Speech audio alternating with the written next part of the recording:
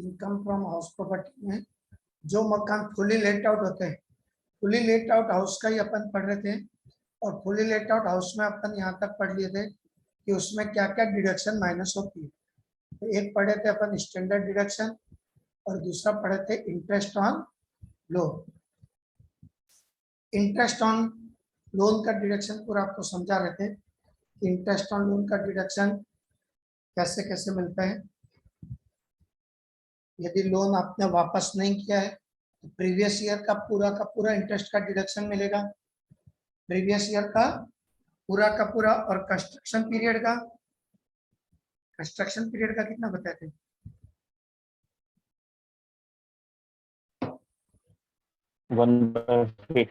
हाँ, construction period में हम जितना इंटरेस्ट पे करते हैं लोन पे, उसका 1/5 डिडक्शन मिलता है।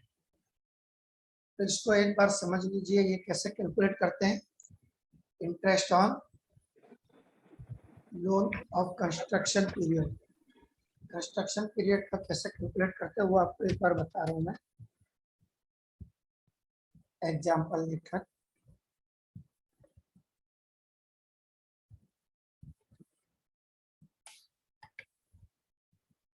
इंटरेस्ट ऑन लोन,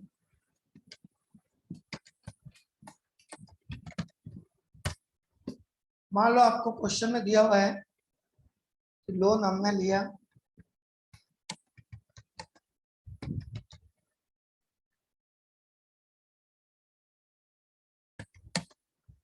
1 लाख रुपए का लोन लिए,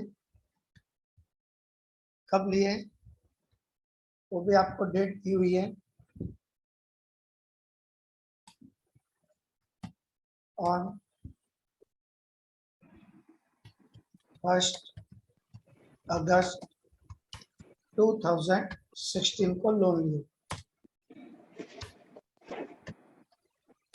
और रेट दिया हुआ है 12% पर एनम मतलब साल का 12%। उसके बाद क्वेश्चन में दिया हुआ है कंस्ट्रक्शन कंप्लीटेड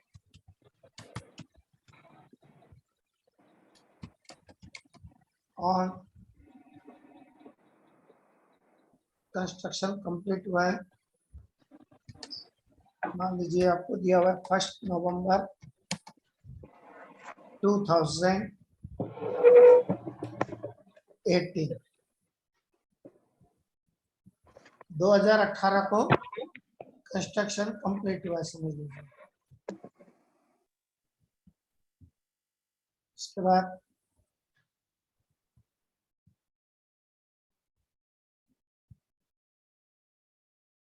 अब क्वेश्चन में बोल देता कि लोन का कुछ भी पैसा अभी तक हमने वापस किया नहीं, अभी हमारा प्रीवियस ईयर क्या चल रहा है 2021, यानी असेसमेंट ईयर 21-22, तो 20-21 प्रीवियस ईयर का तो इंटरेस्ट पूरा का पूरा अलाउड होगा, लेकिन कंस्ट्रक्शन पीरियड में जो हमने इंटरेस्ट पे किया है उसका 1/5 डिडक्शन मिलता है। पर उसको कैलकुलेट कैसे करेंगे, इंटरेस्ट ऑफ कंस्ट्रक्शन पीरियड, तो टोटल इंटरेस्ट का डिडक्शन कितना मिलेगा, प्रीवियस ईयर का पूरा,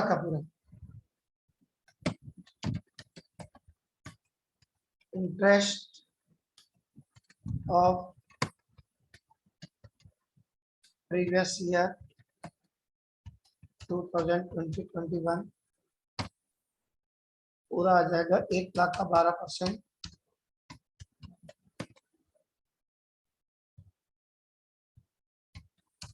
12,000 रुपये। ये पूरा का पूरा अलाउड होगा, इंटरेस्ट ऑफ प्रीवियस ईयर पूरा 12,000 का डिडक्शन इसमें मिल जाएगा। लेकिन कंस्ट्रक्शन पीरियड का कैसे है, तो प्रीवियस ईयर का हुआ, कंस्ट्रक्शन पीरियड का कैसे निकालेंगे, इंटरेस्ट ऑफ कंस्ट्रक्शन पीरियड,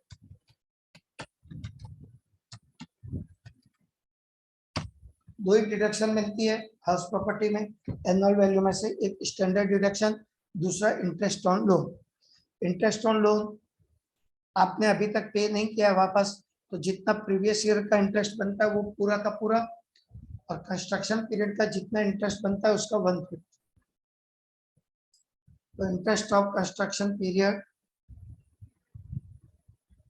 कैसे कैलकुलेट करेंगे कि जिस डेट को लोन लिया है, लोन कब लिया है, ये आपका डेट लिखा हुआ है यहाँ पे, लोन हैज टेकन ऑन 1 अगस्त 2016, 1 अगस्त 2016 को लोन लिया। तो कंस्ट्रक्शन पीरियड का इंटरेस्ट निकालेंगे 1 अगस्त 2016 से। कंस्ट्रक्शन कंप्लीट कब हुआ है, 1 नवंबर 18। जिस साल कंस्ट्रक्शन कंप्लीट होता है, जिस साल कंस्ट्रक्शन कंप्लीट होता है उस साल का तो पूरा का पूरा इंटरेस्ट का डिडक्शन मिलना शुरू हो जाता है। तो कंस्ट्रक्शन पीरियड का कैसे करेंगे, तो जिस डेट को लोन लिया, मैं वापस रिपीट कर रहा हूँ, जिस डेट को लोन लिए उस डेट से काउंट करेंगे कंस्ट्रक्शन पीरियड का इंटरेस्ट। लेकिन कब तक, तो जिस डेट को कंस्ट्रक्शन कंप्लीट हुआ है उसके जस्ट पहले के मार्च एंड तक, यानी कि उसके जस्ट पहले के प्रीवियस ईयर के एंड तक। तो 1 नवंबर 18 को कंस्ट्रक्शन कंप्लीट हुआ है, तो 18-19 का तो उसको पूरा कम पूरा इंटरेस्ट का डिडक्शन मिल गया होगा। तो कंस्ट्रक्शन पीरियड का कब तक आएगा, 31 मार्च 2018 तक। हो सकता है आपको समझ में नहीं आया हो, वापस ध्यान दीजिए कि जिस डेट को लोन लिए हैं उस डेट से लेकर जिस डेट को कंस्ट्रक्शन खत्म हुआ है उसके जस्ट पहले के मार्च एंड तक का, उसके जस्ट पहले के प्रीवियस ईयर के एंड तक का इंटरेस्ट ऑन लोन लिया जाता है कंस्ट्रक्शन पीरियड का। अब आप बोलोगे ऊपर के महीने क्यों छोड़ दिए, अप्रैल मई जून जुलाई अगस्त सितंबर अक्टूबर, क्योंकि 1 नवंबर को खत्म हुआ है तो 31 अक्टूबर तक का लेना चाहिए। तो इसलिए उसको नहीं लेते हैं, क्योंकि जिस साल कंस्ट्रक्शन खत्म होता है उसके जस्ट पहले के मार्च एंड तक का ही क्यों लेते हैं, क्योंकि जिस साल कंस्ट्रक्शन खत्म होता है उस साल का उसका पूरा साल भर का 18-19 का इंटरेस्ट ऑन लोन का डिडक्शन 18-19 में मिल जाएगा। तो 18-19 में ऑलरेडी उसको साल भर का पूरा इंटरेस्ट ऑन लोन का डिडक्शन मिल चुका होगा, क्योंकि जिस साल कंस्ट्रक्शन खत्म होता है उस साल का इंटरेस्ट पूरा का पूरा अलाउड हो जाता है उसी साल। तो फिर कंस्ट्रक्शन पीरियड का कैसे करेंगे, तो कंस्ट्रक्शन पीरियड का जस्ट उसके पहले के प्रीवियस ईयर के एंड तक, यानी उसके जस्ट पहले के मार्च एंड तक, यानी कि नवंबर 18 का पहले हमारा मार्च कब एंड हुआ होगा, 1 नवंबर 18 का पहले कौन सा मार्च एंड हुआ होगा, 31 मार्च 18। तो कितना महीना हुआ गिनो, 1 अगस्त 16 से मार्च 18 तक,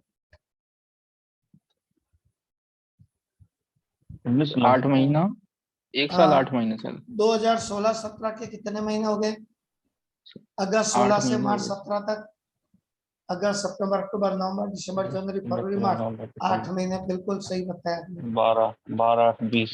तो 8 महीने तो हो गए आपके ये 16-17 के, और 17-18 का पूरा 12 महीना, टोटल कितने महीने हो गए, 12 और 8 20 महीने का इंटरेस्ट कंस्ट्रक्शन पीरियड का निकालना पड़ेगा, 20 महीने का। कैसे निकालेंगे, लोन कितने का था, 1 लाख का, 1 लाख का लोन था, रेट ऑफ इंटरेस्ट है उसका 12%, 1 लाख का 12% कितना हो जाता है, 12,000। अब हमको कितने महीने का निकालना है, 20 महीने इंटू 20 डिवाइडेड बाई 12। जितने महीने का निकालना हो, मंथ में निकालते हैं तो डिवाइडेड बाई 12, डे में निकालते हैं तो डिवाइडेड बाई 365। तो 12 महीने का 12,000 है, तो 20 महीने का निकालना है तो कैसे निकालेंगे, 12,000 इंटू 20/12 कितना आएगा बताइएगा, 20,000 आएगा सर। 20,000। 12 महीने का 12,000, 20 महीने का 20,000। तो ये 20,000 पूरा का पूरा एक साथ डिडक्शन नहीं मिलता है, ये 5 इंस्टॉलमेंट में मिलता है। तो इसका 5 इंस्टॉलमेंट यानी 1/5 कितना आ जाएगा? 20,000 का 1/5 4,000। तो अभी मेरा प्रीवियस ईयर चल रहा है 20-21, तो 20-21 में मेरे को इंटरेस्ट का डिडक्शन कितना मिलेगा? 12,000 जो प्रीवियस ईयर में पे किया वो पूरा का पूरा, और 4,000 कंस्ट्रक्शन पीरियड का, दोनों मिला के 12 और 4 16,000।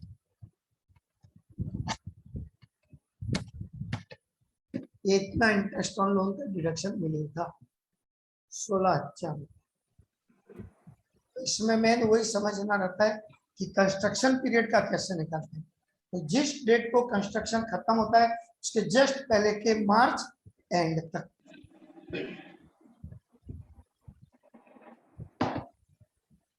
सर इसमें 5th इंस्टॉलमेंट लिए, बाकी का इंस्टॉलमेंट कब मिलता है फिर? बाकी का इंस्टॉलमेंट छूट कंस्ट्रक्शन कब खत्म हुआ इसका? 1 नवंबर 18 को। तो 2018-19 में 2018-19 में उसको पहली इंस्टॉलमेंट मिल गई होगी 4,000 की, दूसरी इंस्टॉलमेंट इसको मिल गई होगी 2019-20 में 4,000 की, तीसरी इंस्टॉलमेंट अभी आपको जो बताया मैंने अपना जो प्रीवियस ईयर चल रहा है 20-21, अभी 20-21 में इसको 4,000 का और मिल गया, फिर 21-22 में और मिल जाएगा 4,000 का, 2020-21, उसके बाद 21-22 में 4,000 का मिल जाएगा, फिर 2022-23 में इसको फिर मिल जाएगा 4,000 का। तो टोटल 5 साल में कितना डिडक्शन पूरा हो जाएगा? 4,000 करके 20,000। तो 20,000 जो इसने इंटरेस्ट पे किया है कंस्ट्रक्शन पीरियड में, वो 20,000 पूरा का पूरा एक साथ डिडक्शन ना मिलके इसको 5 इंस्टॉलमेंट में मिलता है। तो अभी हमारा प्रीवियस ईयर चल रहा है 20-21, तो 20-21 में इसको 4,000 का मिलेगा। बाकी 18-19 में एक मिल चुका होगा, एक 19-20 में मिल गया होगा, फिर 21-22 में एक और मिल जाएगा, 22-23 में और मिल जाएगा, उसके बाद नहीं मिलेगा, क्योंकि 20,000 तो पूरा आपका 22-23 तक हो जाएगा, उसके बाद फिर नहीं मिलेगा, क्योंकि 20,000 पूरा कवर हो जाएगा 22-23 तक।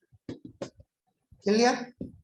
तो इस चैप्टर में इंटरेस्ट, हाउस प्रॉपर्टी चैप्टर में ये इंटरेस्ट का डिडक्शन जो है ये मैंने सर ये 12,000 भी एक्स्ट्रा मिलता रहेगा ना सर, ये हर साल? 12,000 तो मिलेगा ही मिलेगा, प्रीवियस ईयर में जितना पे करोगे वो तो मिलेगा ही मिलेगा, प्लस कंस्ट्रक्शन पीरियड का 4,000, टोटल 16,000 मिल गया इसको। Hello sir. हाँ, मान लीजिए मैंने अपने आईटी रिटर्न में 18, 19, 20 लिया ही नहीं और लिया तो बाद में 20-21 नहीं से मैं मिलेगा, क्लेम करना स्टार्ट कर रहा हूँ, तो क्या मैं नहीं 20-21 मिलेगा, से अगले 5 साल ले सकता हूँ? नहीं मिलेगा। नहीं इंटरेस्ट मिलेगा। का डिडक्शन जिस साल का होता है उसी साल मिलता है, चाहे आपने पे किया हो इंटरेस्ट या मत पे किया हो, डिडक्शन जिस साल का उसी साल मिलता है, उसके बाद क्लेम करोगे तो नहीं मिलेगा। आप बोलोगे कि भाई मैं 18, 19, 20 में नहीं ले पाया, अभी 20-21 में दे दो, तो नहीं मिलेगा पुराना वाला, 20-21 में केवल 20-21 का ही मिलेगा बस।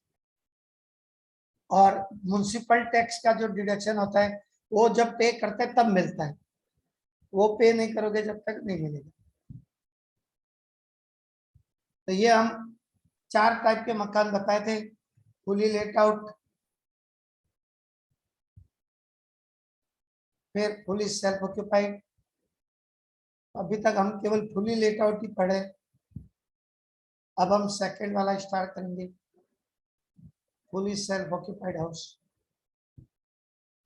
तो फुली सेल्फ ऑक्यूपाइड हाउस का मतलब क्या हुआ कि ऐसा मकान जो पूरा का पूरा खुद के रहने के लिए यूज हो रहा है।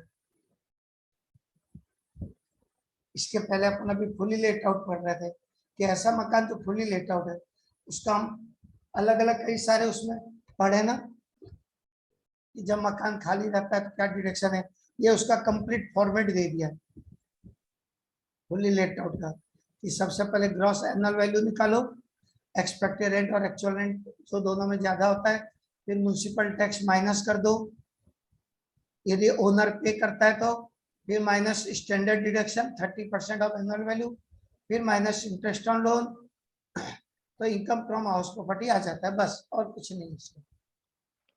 सर वो कुछ टाइम के लिए जो खाली था उसमें कंडीशन सर, उसमें तो केवल एक्चुअल रेंट को ही लेके सॉल्व कर दिया सर, हाँ मतलब बना हुआ है सर। हाँ, तो फिर पहले एक्चुअल रेंट को लिए, उसके बाद फिर अपन माइनस किए ना। तो इस हिसाब से सर अपना चौथा क्वेश्चन दूसरी तरीके से सॉल्व होगा क्या सर? चौथा मतलब समझा नहीं मैं, क्या बोल सर रहा इसमें फोर्थ क्वेश्चन जो है, इसमें ये 2 महीने के लिए खाली था ना सर? एक में, ये चौथा नंबर वाला ये है, इसमें पहले पूरे 12 महीने का लिए अपन, पहले पूरे 12 महीने का लिए, ये देखो एक्चुअल रेंट 6 लाख, फिर उसके बाद 2 महीने का माइनस हो गया ये नीचे 1 लाख रुपए। इस सर ये वाला जो कंडीशन आपने सर दे रखी, if house remains vacant for some times in the previous year, in this condition annual value will be calculated as follows sir. हाँ तो फिर कैसे ये सर कब अप्लाई करेंगे सर? तो यही तो रूल एप्लीकेबल किया हमने तो, ये देखिए, ये यही वाला बोल रहा ना, कहाँ गया, तो ये ऊपर वाला, हाँ एक ये मिनट, वाला। ये यही वाला ना, तो यही रूल से तो बनाए हम लोग, यही रूल से तो बनाए। और यदि स्टैंडर्ड रेंट दिया रहेगा तो स्टैंडर्ड रेंट भी आ जाएगा बीच में, तो उस क्वेश्चन में स्टैंडर्ड रेंट दिया है क्या? स्टैंडर्ड रेंट दिया तो स्टैंडर्ड रेंट आएगा, हाँ सर, ये स्टैंडर्ड बिना रेंट दिया स्टैंडर्ड है। रेंट के लिखा हुआ है, ये जो लिखा हुआ है। और यदि स्टैंडर्ड रेंट है तो पहले स्टैंडर्ड रेंट को आपको कंपेयर करना पड़ेगा एक्सपेक्टेड रेंट से। तो ये जी देखो, सर, ये लिखा सिलेबस हुआ चेंज है, है क्या सर थोड़ा सा? नहीं चेंज नहीं है, इसमें स्टैंडर्ड रेंट का नहीं दिया है, स्टैंडर्ड रेंट रहेगा तो स्टैंडर्ड रेंट भी आ जाएगा भाई, जी क्वेश्चन सर। में स्टैंडर्ड रेंट दिया हुआ है, ये फॉर्मेट में स्टैंडर्ड रेंट नहीं लिखा हुआ है। यदि स्टैंडर्ड नहीं रेंट रहता तो ऐसे ही करते, स्टैंडर्ड रेंट दिया तो फिर पहले स्टैंडर्ड रेंट से भी तो कंपेयर करते हैं ना एक्सपेक्टेड रेंट में। जी सर। तो ये जो फॉर्मेट दिया हुआ है ये बिना स्टैंडर्ड रेंट के दिया हुआ है, और यदि स्टैंडर्ड रेंट दिया रहेगा तो फिर पहले स्टैंडर्ड रेंट और एक्सपेक्टेड रेंट को कंपेयर करना पड़ता है, तो इसलिए पहले हमने उसको स्टैंडर्ड रेंट से कंपेयर किया। ये देखिए, उसमें जो कम होता है उसको लेते हैं, उसके बाद फिर एक्चुअल रेंट पूरे 12 महीने का, तो ये देखिए एक्चुअल रेंट अपन 12 रेंट पूरे 12 महीने का लिखे ना यहाँ पे, ये देखिए एक्चुअल रेंट 12 महीने का, तो जी 12 सर। महीने का एक्चुअल रेंट आ गया ये, लेकिन पहले स्टैंडर्ड रेंट भी आ गया क्वेश्चन में, तो पहले स्टैंडर्ड रेंट को कंपेयर करना पड़ता है एक्सपेक्टेड रेंट से, जो कम होता है उसको लेते हैं, उसके बाद एक्चुअल रेंट पूरे 12 महीने का।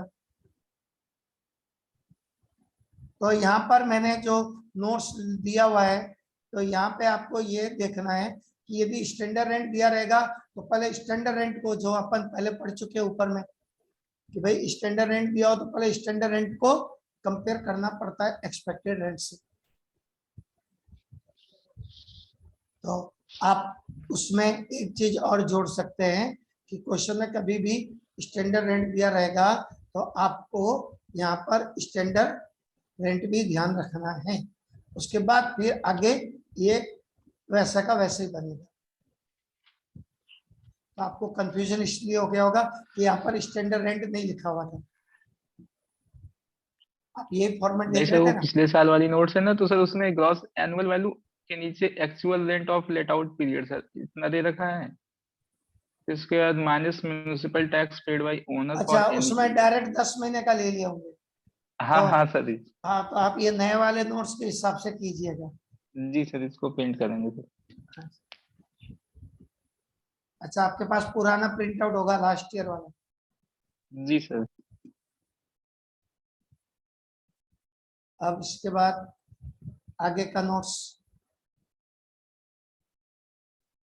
Fully let out, fully self occupied house, जब मकान पूरा का पूरा खुद के रहने के लिए यूज होता है, किराए में नहीं दिए, पूरा खुद यूज कर रहे हैं, तो ऐसे कंडीशन में क्या होगा, if two full complete house is self occupied by the owner for whole previous year for residential purpose, the annual value of such house will be nil. खुद के रहने के 2 मकान का एनुअल वैल्यू नील होता है। पहले खुद के रहने का 1 मकान एग्जेम्प्टेड होता था, अब खुद के रहने के 2 मकान एग्जेम्प्टेड है। यदि आपके पास मान लो 3 में रहने के मकान है तो 2 आपका एग्जेम्प्टेड हो जाएगा, बस एक का वैल्यूएशन आपको लेट आउट मानकर करना पड़ता है। यदि आपके पास 2 से ज्यादा मकान है तो 2 का तो एनुअल वैल्यू नील हो जाएगा, बाकी को लेट आउट मानकर वैल्यूएशन करना पड़ेगा। और यदि आपके पास एक ही मकान है तो पूरा ही नील हो जाएगा, 2 है तो भी नील हो जाएगा, 2 से ज्यादा है तो 2 को नील करके बाकी को लेट आउट करना पड़ता है। और खुद के रहने के मकान का एनुअल वैल्यू नील होता है, ये अपन अभी देखे, ये देखो annual value of such house will be nil, लेकिन उसमें डिडक्शन मिलता है एक। कौन सा डिडक्शन मिलता है? इंटरेस्ट ऑन लोन का। खुद के रहने के मकान का एनुअल वैल्यू नील होता है, लेकिन बस उसमें एक डिडक्शन मिलती है इंटरेस्ट ऑन लोन की। ये लिखा हुआ है, if loan has been taken for such house then deduction of interest will be allowed as follows. A point, if loan has taken on 31st March 1999 or before, यदि loan 31 मार्च 1999 या उसके पहले लिए तो इंटरेस्ट का डिडक्शन कितना मिलेगा? यदि लोन आपने कंस्ट्रक्शन के लिए लिया है, रिकंस्ट्रक्शन के लिए लिया है, या परचेज के लिए लिया है, या रिपेयर के लिए लिया है, तो लिखा है deduction will be allowed of interest on loan up to actual amount और ₹30,000 विच एवर इज लेस, जो दोनों में कम होगा। यानी कि 30,000 से ज्यादा डिडक्शन नहीं मिलेगा। कब? यदि मार्च 1999 के पहले आपने, यदि 31 मार्च 1999 के पहले लोन लिया है तो मैक्सिमम 30,000 का डिडक्शन मिलेगा मैक्सिमम। यदि लोन कम, इंटरेस्ट कम पे किया तो कम मिलेगा डिडक्शन, लेकिन ज्यादा से ज्यादा इंटरेस्ट ऑन लोन का डिडक्शन 30,000 है। मार्च 1999 के पहले लोन लिया है तो, और उसके बाद लिया है तो फिर देखिए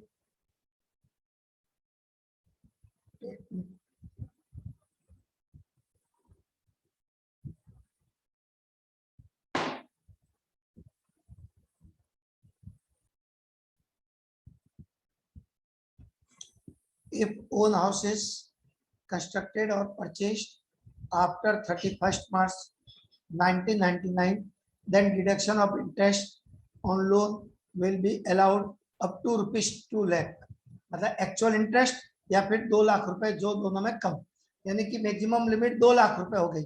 यदि मार्च 99 तक आपने लोन लिया है तो 30,000 रुपए मैक्सिमम लिमिट, जो अपन अभी ऊपर में पढ़े थे।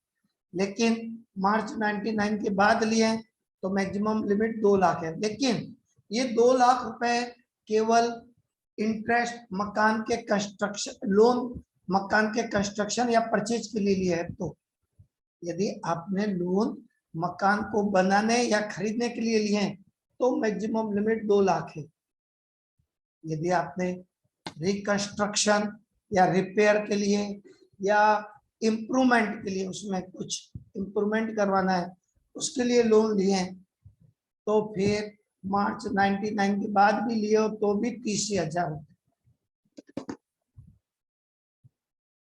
तो इसमें क्या था आपका सेल्फ ऑक्यूपाइड में रेस्ट्रिक्शन कुछ कि मार्च 99 के पहले लोन लिए होंगे तो मैक्सिमम लिमिट 30,000, और यदि 99 के बाद लिए तो परचेज या कंस्ट्रक्शन के लिए तो मैक्सिमम लिमिट 2 लाख, और रिपेयर्स या रिकंस्ट्रक्शन या इंप्रूवमेंट के लिए तो 30,000। और ये ऐसा रेस्ट्रिक्शन केवल फुली लेट आउट हाउस के लिए है, फुली सेल्फ ऑक्यूपाइड के लिए। फुली लेट आउट के लिए ऐसा कोई रूल नहीं है। आप अभी ऊपर में जो पढ़े थे लेट आउट हाउस, उसमें ऐसा कोई रेस्ट्रिक्शन नहीं है इंटरेस्ट ऑन लोन का, उसमें तो आपका जितना इंटरेस्ट पे करोगे पूरा डिडक्शन मिल जाएगा। लेकिन सेल्फ ऑक्यूपाइड में 2 लाख से ज्यादा नहीं मिलेगा। अब मान लो मेरे पास 2 रहने के मकान है तो क्या दोनों के लिए 2-2 लाख का मिलेगा क्या?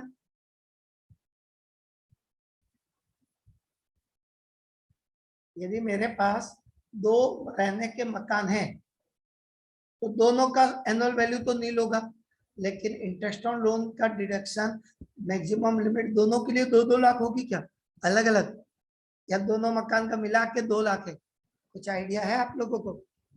रितेश जी। सर ऐसा तो है कि अगर दो मकान लेते हैं तो मेरे ख्याल से अलग अलग ले सकते हैं। तो इसमें एक चीज ध्यान रखना है सबको कि हमने यदि दो मकान है हमारे पास और दोनों मकान के लिए मान लो आपने लोन लिया है, तो दोनों मकान का एनुअल वैल्यू क्या होगा? नील। और उसमें इंटरेस्ट ऑन लोन माइनस हो जाएगा आपका मैक्सिमम 2 लाख रुपए, दोनों मकान का मिला के एग्रीगेट। आपके पास दो मकान है तो दो मकान का एनुअल वैल्यू क्या हो जाएगा? नील। दोनों मकान का एनुअल वैल्यू नील होगा। अब माइनस होगा केवल इंटरेस्ट ऑन लोन का डिडक्शन अंडर दोनों सेक्शन मकान के लिए सिर्फ अप टू 2 लाख ही ले सकते हैं बस। Interest on loan. अब मान लो आपने पहले मकान के लिए इंटरेस्ट ऑन लोन पे किए 1.5 लाख और दूसरे मकान के लिए आपने इंटरेस्ट ऑन लोन पे किया मान लो 70,000 रुपए। दोनों मकान का इंटरेस्ट ऑन लोन आपने पे किया प्रीवियस ईयर में 2,20,000 रुपए, लेकिन दोनों का मिला के एग्रीगेट मैक्सिमम लिमिट कितनी है? 2 लाख। तो अब बताओ 2,20,000 का डिडक्शन मिलेगा या 2 लाख का? 2 लाख का ही मिलेगा। 2 लाख का ही मिलेगा दोनों मकान का मिला के। ऐसा नहीं कि पहले का भी 2 लाख और दूसरे का भी 2 लाख, ऐसा नहीं। ऐसा रहता तो फिर पूरा 2,20,000 माइनस होता कि 1.5 लाख इसका भी 70,000 इसका भी। तो ऐसा नहीं, दोनों मकानों का मिला के टोटल इंटरेस्ट कितना हो रहा है देखिए। यदि वो 2 लाख से ज्यादा हो रहा है तो मैक्सिमम 2 लाख रुपए माइनस होगा और मकान का आपका लॉस आ जाएगा, क्योंकि एनुअल वैल्यू तो नील है। तो ये 2 लाख रुपए क्या आ गया आपका? Loss from house property. इसको बोलेंगे लॉस फ्रॉम हाउस प्रॉपर्टी। यदि कोई हमने और कोई मकान किराए में दिया है तो उससे इस लॉस को कवर कर लेंगे। और यदि कोई मकान की इनकम नहीं है, कोई और इनकम हो, तो उससे आप अपने इस लॉस को कवर कर सकते हो। लेकिन हाउस प्रॉपर्टी का लॉस जो है दूसरे इनकम से 2 लाख रुपए तक ही कवर हो सकता है, उससे ज्यादा नहीं होता है। ये सब आप रूल पढ़ोगे आगे set of and carry forward of loss वाले चैप्टर में। तो ये था आपका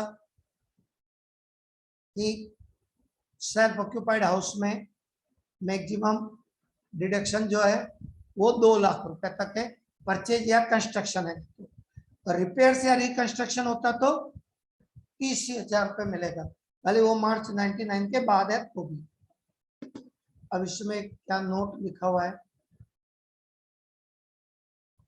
If SSC uses more than 2 houses for self-occupied, then except 2 house, यानी कि 2 मकानों को छोड़कर remaining house will be considered as let out. In this condition, house which annual value is more should be selected for self-occupied.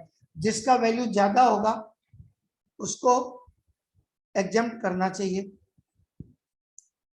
Question में अपने को जैसे दिया रहा ना म्युनिसिपल वैल्यू, फेयर रेंट, तो जिसका वैल्यू ज्यादा होगा उसको एग्जम्पशन के लिए ले लेना चाहिए, क्योंकि ज्यादा वाले को एग्जम्पशन के लिए लोगे और कम वाले को लेट आउट के लिए, तो टैक्स कम बनेगा आपका क्योंकि इनकम कम आएगी।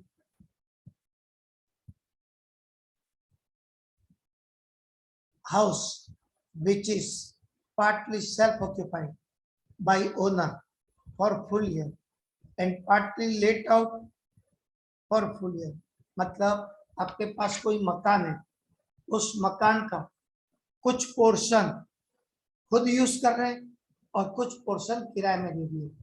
आपके पास एक मकान है, उस मकान में कुछ पोर्शन आप खुद रह रहे और कुछ पोर्शन आपने किराए में दे दिया। आपके मकान में मान लो 3-3 यूनिट है, 3-3 फ्लैट है, 2 फ्लैट किराए में दे दिए, 1 फ्लैट में खुद रह रहे हैं। तो जिस फ्लैट में खुद रहते हैं उसका एनुअल वैल्यू तो नील हो जाएगा, जिस फ्लैट में खुद रहते हैं उसका एनुअल वैल्यू तो नील हो जाएगा, और जो किराए में दिए उसका वैल्यूएशन वैसे ही करेंगे जैसे अपन पढ़े। तो यहाँ लिखा हुआ है the annual value of self occupied portion shall be नील।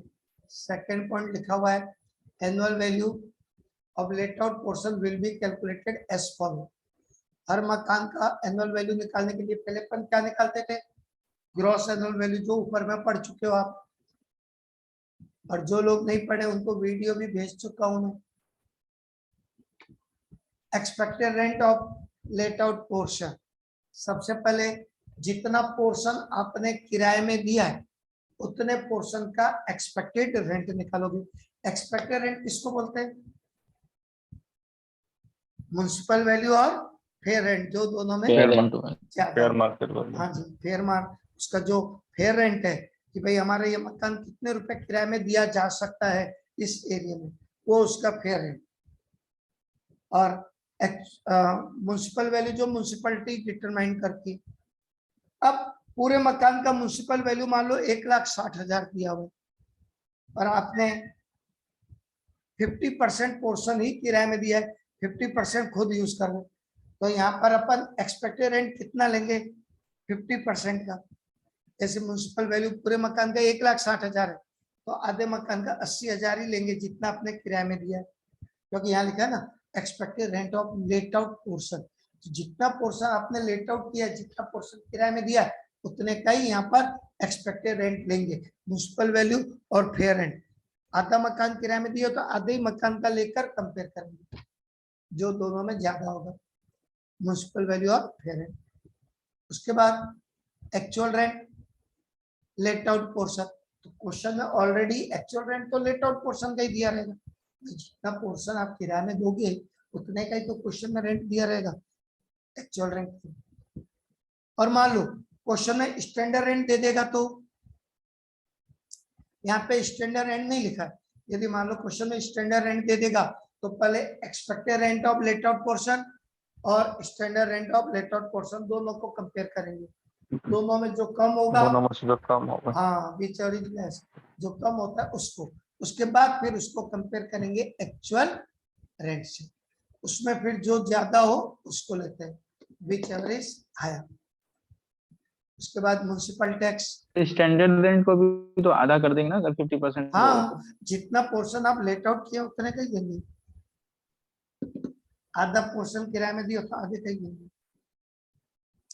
इसके बाद म्युनिसिपल टैक्स, ये कितना माइनस होगा, ये भी लेट आउट पोर्शन, आपने आधा मकान किराए में दिया तो आधे मकान का माइनस होगा, 75% मकान किराए में दिए तो 75% का माइनस होगा, तो जितना किराए में दिए उतने परसेंट।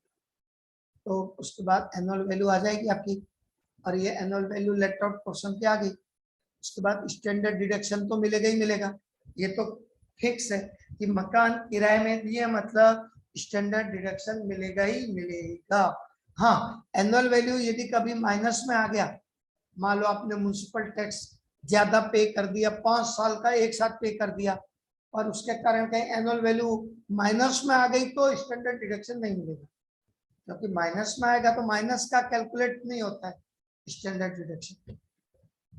तो स्टैंडर्ड डिडक्शन आपका 30% माइनस हो जाएगा और इंटरेस्ट ऑन लोन भी माइनस हो जाएगा।